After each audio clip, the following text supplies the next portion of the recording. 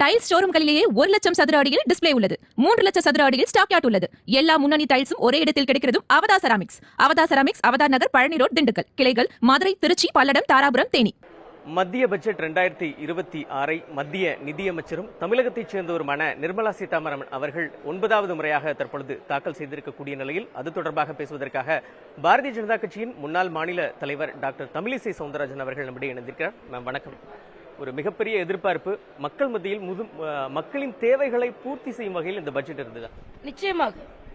நிச்சயமாக மக்களின் தேவைகளை பூர்த்தி செய்வது, அது மட்டுமல்ல விவசாயிகளுக்கான விரிவுபடுத்த பாரத தேசத்தின் திட்டமே என்று விவசாயிகளுக்கான திட்டம் சொல்லப்பட்டிருக்கிறது.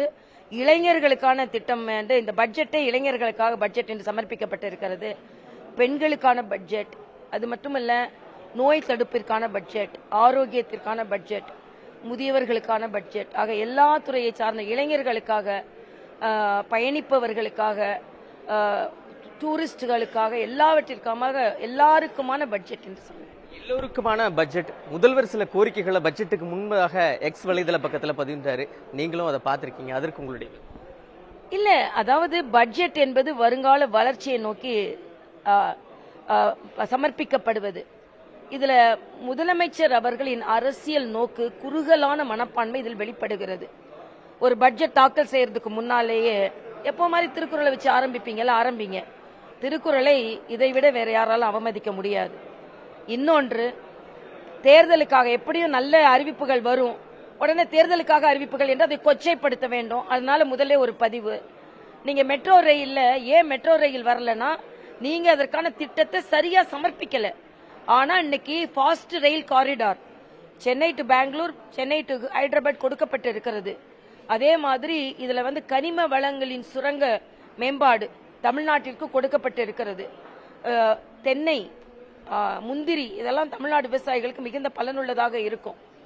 மற்ற திட்டங்கள் அது எல்லாமே தமிழ்நாட்டுக்கு 12 லட்சம் வரைக்கும் வரி ஒதுக்கி விலக்கு, மூத்த குடிமக்களுக்கு 60 வயசா இருந்தா 3 லட்சம், 80 வயசா இருந்தா 5 லட்சம் வரி விலக்கு, இவை எல்லாமே தமிழக மக்களுக்கும் பலன் தரும். அதே மாதிரி பள்ளி கல்வி மேம்பாடு, அதிக பள்ளிகள் கட்டுவதற்கு உதவிகள், அதே மாதிரி கண்டென்ட் கிரியேட்டிங் லேப்ஸ் பள்ளிகளிலும் கல்லூரிகளிலும் வருவது, விபத்து காப்பீடுக்கு வரி விலக்கு, இத மாதிரி நிறைய விஷயங்கள் தமிழ்நாடு மட்டும் இல்ல பாரத தேசம் முழுவதும் பலன் பெறுவதா இருக்கு. தமிழ்நாடு அதிகமா பொதிகை மலையில மலையேற்றம், இவை எல்லாமே நமக்கு ஒரு மகிழ்ச்சி தருவதாக இருக்கிறது.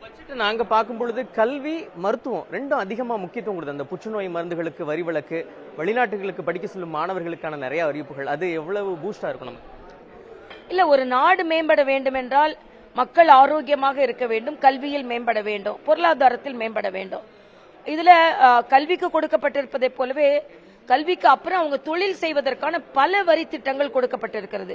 இளையவர்கள் வெளிநாட்டிலிருந்து இங்க முதலீடு செய்யறது, வெளிநாட்டிலிருந்து இங்க வாங்கின சொத்தை விற்கிறதுக்கான வரி சலுகைகள், வெளிநாட்டிற்கு போவதற்கான வரி சலுகைகள், படிப்பதற்கான வரி சலுகைகள், மெடிக்கல் டூரிசம் அது மேம்படுத்தப்படுவது, இத மாதிரி நிறைய நமக்கு திட்டங்கள் இருக்கிறது. அதனால மருத்துவம் மட்டும் இல்லாம மருத்துவத்திற்கும் கல்விக்கும் அதிக கவனம் செலுத்தப்பட்டிருக்கிறது. ஆனால் MSME தொழில் மேம்பாட்டுக்கு, குறிப்பாக ஷீ மார்க்கெட் என்று சுய உதவி குழுக்களுக்கு கொடுக்கப்பட்டு இருக்கிறது. ஒவ்வொரு மாவட்டத்திற்கும் மகளிர் விடுதி, இவை எல்லாமே ஒரு மேம்படுத்தப்பட்ட பட்ஜெட்டாக இருக்கிறது. கடைசியாக ஒரு கேள்வி, மிக முக்கியமாக இந்த பட்ஜெட் ஒரு பக்கம் தாக்கல் செய்யப்பட்டிருக்கு. எதிர்க்கட்சிகளோட விமர்சனம் முதல்வர் முன்கூட்டியே தெரிவிச்சிட்டாரு.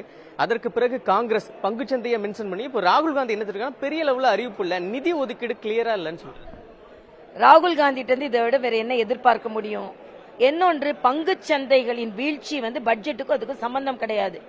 பங்குச்சந்தை எந்த பொருளாதார நிபுணர்கிட்ட வேணா கேட்கலாம். பங்குச்சந்தை என்பது தற்காலிக பொருளாதாரத்தை நிலைநிறுத்துவது, வெளிப்படுத்துவது.